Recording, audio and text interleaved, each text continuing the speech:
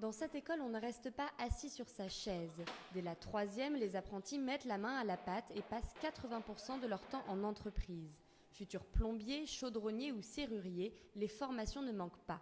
Et dans ces métiers de l'artisanat, l'alternance est primordiale.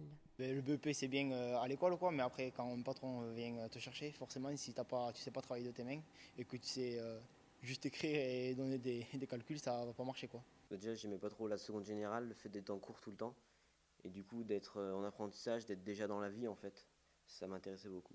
93% des apprentis qui sortent de ce centre sont embauchés. Et pourtant, on signe de moins en moins de contrats d'apprentissage. Moins 8% entre 2012 et 2013 en France. Par exemple, ça fait 3 ans que je suis en fonction. La première année, quand ils sont arrivés, c'était 24. La deuxième année, 18. Et cette année, ils sont arrivés à 13. Pour les formateurs, c'est à cause des réglementations trop lourdes qui pèsent sur les entreprises déjà freinées par la crise.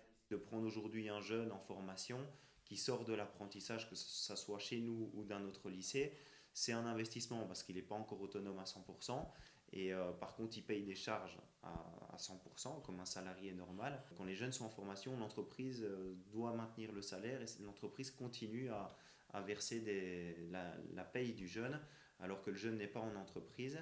Et il n'y a plus d'aide là-dessus. Donc les entreprises veulent de moins en moins nous prendre de jeunes à cause de ça aussi, parce qu'il y a de moins en moins d'aide de l'État. Mais les entreprises ne sont pas les seules responsables. En France, les métiers de l'artisanat sont encore méconnus et peu valorisés, alors que le secteur est porteur. De ce niveau-là, de ce côté-là, pour